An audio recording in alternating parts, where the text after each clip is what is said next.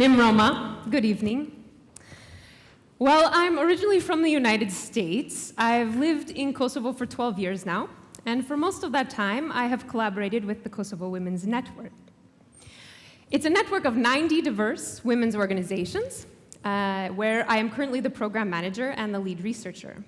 Our mission is to support, protect, and promote the rights and interests of women and girls.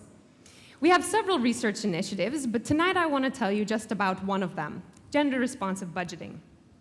It's an approach, an ongoing process, that has the potential to positively impact all of our lives. Gender-responsive budgeting offers a pathway towards transforming social norms and addressing inequalities through more equitable distribution of resources. Now, since I'm a sociologist, and we sociologists must always define our terms, I'm going to start by breaking this term down. First, gender. Gender refers to women and men, girls and boys, and the specific social roles assigned to them by their families, their friends, their communities, and the world more broadly, including nowadays television and internet. Importantly, since we as people create these norms, we also have the power to change them. The second word, budgeting, deals with the planning and allocation of resources. Tonight we're going to focus on state resources. Resources are almost always finite, and as most of us know, in Kosovo, resources are particularly finite. So this means we have to make choices. I say we because this is a democracy, and the budget should belong to the people. So we have to choose how our money is going to be spent. Those taxes that we pay on our groceries, or on our home, or our income, should it be spent on roads, or should it be spent on healthcare? Should it be spent on education? Or maybe we want some balanced mix of all of these things. I'm speaking mostly about expenditures, but we could also think about revenues. For example, from whom does the government take money? Is it from businesses? Is it from individuals? Does the state take more from wealthy people, or an equal amount from everyone? How might these decisions of where the state collects its money affect women and men differently? Now, there are 5 key points in which we all can become involved in the budget process. The first is in identifying priorities for expenditures. What will we spend money on? The second is in planning how those expenditures will be spent. The third is implementing expenditures, so how we actually build the road or how we actually provide healthcare to people. And the fourth is monitoring how this is provided, and finally evaluating it. We also have to think about how this benefits different people. How will it benefit not only women and men, but diverse women and men? So now, within our whole word of gender-responsive budgeting, the word responsive pulls it all together. We want our budget to be responsive to different people with different needs, different genders, to the potentially different needs and interests of women and men, of girls and boys, but furthermore, among different people with different ethnicities, of different economic statuses, of different geographic areas, with special needs. How can we make our finite resources meet everyone's needs and interests? We can't. And this is the tricky part. How do we strike a balance between what everyone wants and everyone needs? The fact is that we can't meet everyone's needs all the time, and some people's needs will indefinitely be neglected. Now, this may not always be on purpose, but it can be a form of discrimination, which in Kosovo is illegal as per the law on anti-discrimination and the law on gender equality. Now, before I go any further, I want to debunk 2 myths that exist about gender-responsive budgeting. Big myth number 1 is that gender-responsive budgeting is only for women. As most of you probably grasped from our definition of gender, it's not only about women, it's also about men. I want to give an example. In Kosovo, preschools, like in fact in most of the world, are 90% of the teachers are men. Thus, the majority of state funding, 90% of the teachers are women. Thus, most of the funding goes to women. This is an inequality, and men are underrepresented. In this case, this could affect the quality of education because young boys at that very impressionable age do not have men as teachers, as good role models. and this is an important age of development. The state could address this inequality, for example, by having an affirmative action in which men will be hired as preschool teachers. And the law on gender equality in Kosovo foresees this as a possibility. The state can take short-term measures towards addressing inequalities and in furthering gender equality. In Kosovo, gender equality or gender representation is defined as at least 40% representation of either gender. Are you ready for big myth number 2?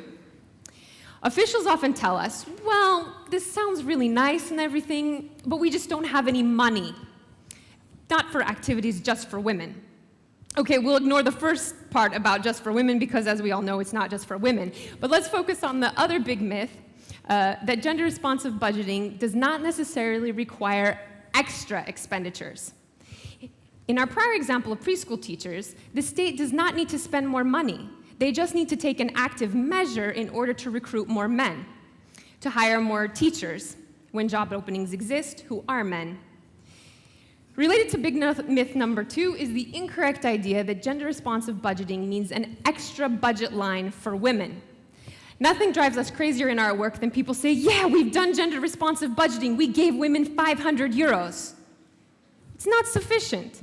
Gender-responsive budgeting is more than that. It includes looking at every line of the budget through a gender lens, from a gender perspective, and looking at how we mainstream gender into different government spending programs.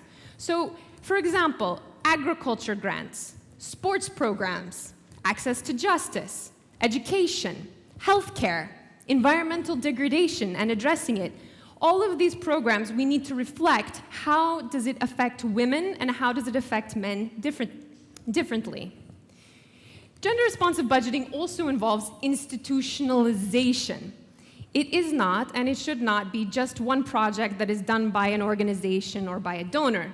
In order for it to really work, it needs to be institutionalized into the everyday practices of government institutions at all levels. So how can gender-responsive budgeting actually be carried out? Here are 3 simple steps that we've created for and tested in Kosovo with the Kosovo Women's Network, with GIZ, and with Dr. Elizabeth Klatzer. The Ministry of Labor and Social Welfare and the municipality of Kamenica have been part of this initiative so far. In step 1, gender analysis, we look at how the budget has been spent in the past. Who benefited? Let's take an example from a report that we did with the Ministry of Labor and Social Welfare. Among other things, we looked at state-funded social assistance. We found that of all the family members reliant on social assistance in Kosovo in 2012 through April 2014, approximately 58% of them were women. The persons who collected the social assistance on behalf of their families, 71% were men. This means that men tend to take more social assistance for their families, but women tend to rely on this money more. So what? Well, studies in other countries have shown that when men collect social assistance, all family members may not benefit equally from that assistance. And in the same way as when women collect it, they may benefit differently. Now, we don't have proof of this in Kosovo, no evidence to show today, but this could be a nice next step for the Ministry of Labor and Social Welfare to look on internal spending within families. How is that money distributed among family members? And that could lead to some better policies that might allow for better distribution of resources within the family.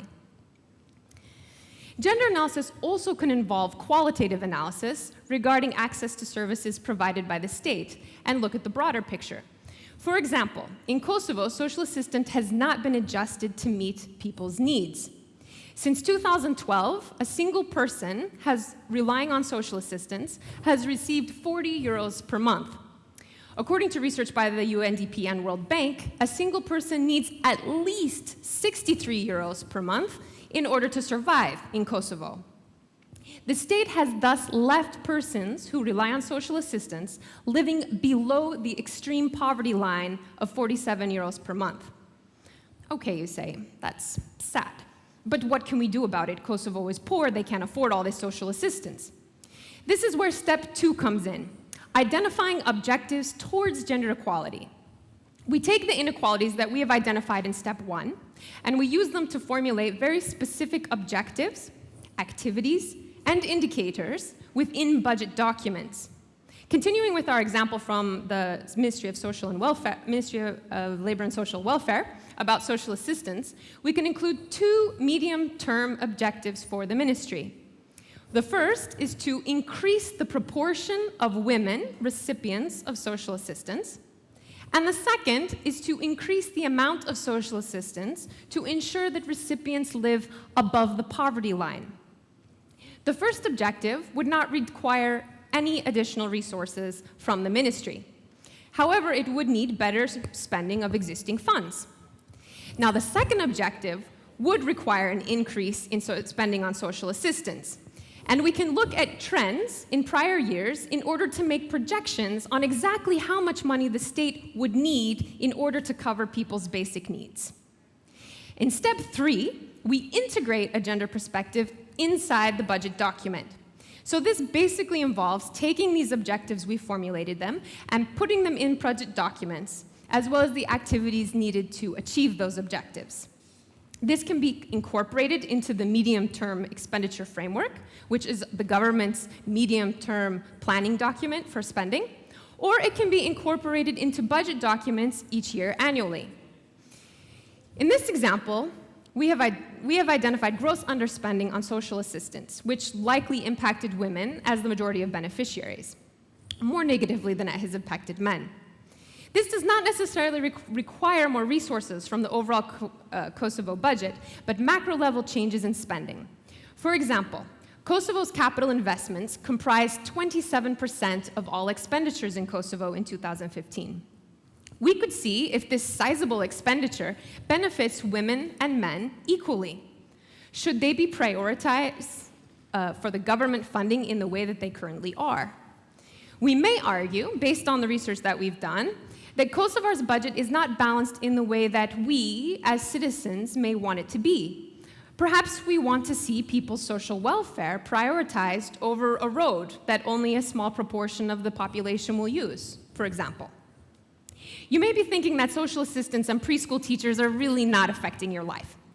But the same approach that we used here today could be it could be applied to everything, from recipients of scholarships in state universities, to agriculture grants, to access to state-funded training programs. Even the seemingly benign installment of city lights on streets, who does it benefit?